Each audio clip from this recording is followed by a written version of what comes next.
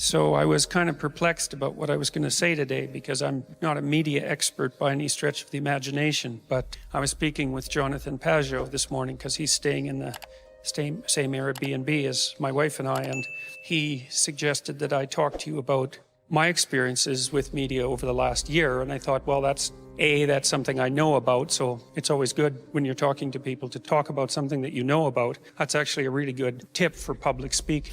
Well, it's really true. You have to remember that. You should know about 3 times as much about the topic as you need to talk about the topic. And then you have places you can go and, you can wander around a little bit and be a little spontaneous, so that's really useful. But then I also thought that makes sense because nobody knows anything about the situation with regards to the media now. And so we're all feeling our way because the technological transformations are so rapid. And, they're going to come one after the other in the next 10 years. I don't think we can even imagine what's coming down the pipes. And we're all struggling to keep up. And, we don't even know how much of the current state of more radical political polarization is actually a secondary consequence of technological transformations that we don't understand. Because I was thinking today about Facebook and about Twitter and about YouTube and about the idea that people are in an echo chamber. And I'm not really sure that's the right metaphor. I think we might be in an amplifier rather than an echo chamber.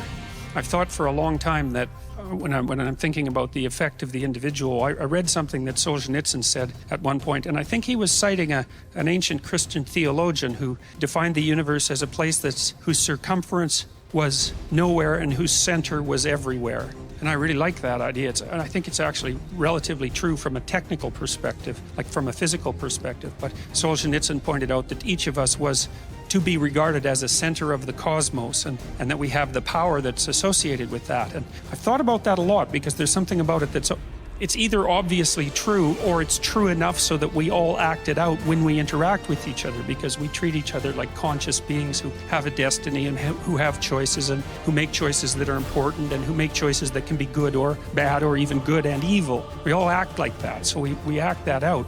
And I was thinking that you can think of network models in that way, You can think of human beings as like 9 billion dots in a row and there's no connections between the dots, and then you're sort of like a dust mote in the wind, and who the hell cares what you think anyways, and you don't have any impact on things. Or you can recognize that you're at the center of a networked system and that you know 1,000 people, or you will in your lifetime, or perhaps more than 1,000 people, and then they know 1,000 people, so you're separated by 1 person from 1,000,000 and 2 people from 1,000,000,000. And that's a much better way to think. And we are seriously networked together. And we're networked together more now than we ever have been. And so one of the things that might mean is that the choices you make are amplified and distributed not only far faster than they ever have been, but with far more impact. And, one of the things that Carl Jung pointed out was that he had this idea that when science, alchemy is the root of science. In some sense, it's the dreamlike substrate out of which science emerged. And alchemy was a kind of a weird admixture of religious thinking and scientific thinking because those 2 things hadn't been differentiated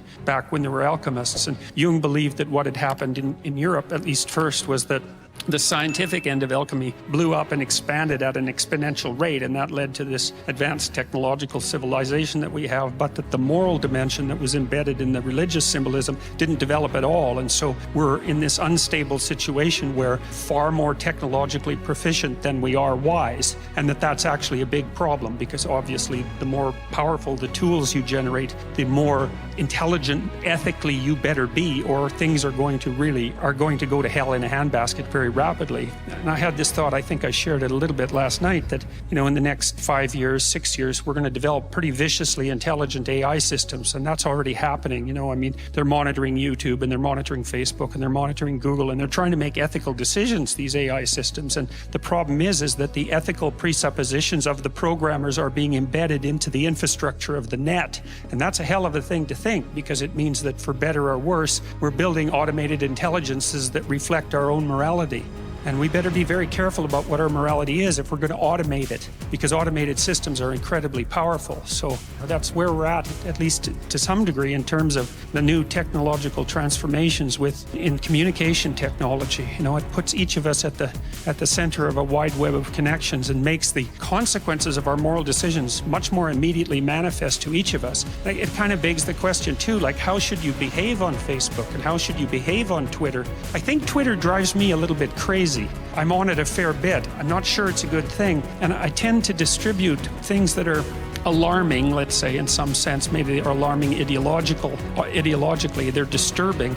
And I was thinking about that today in preparation for this talk, and I wasn't really sure that was necessarily a good idea, because there are a lot of alarming things happening all the time, everywhere, obviously.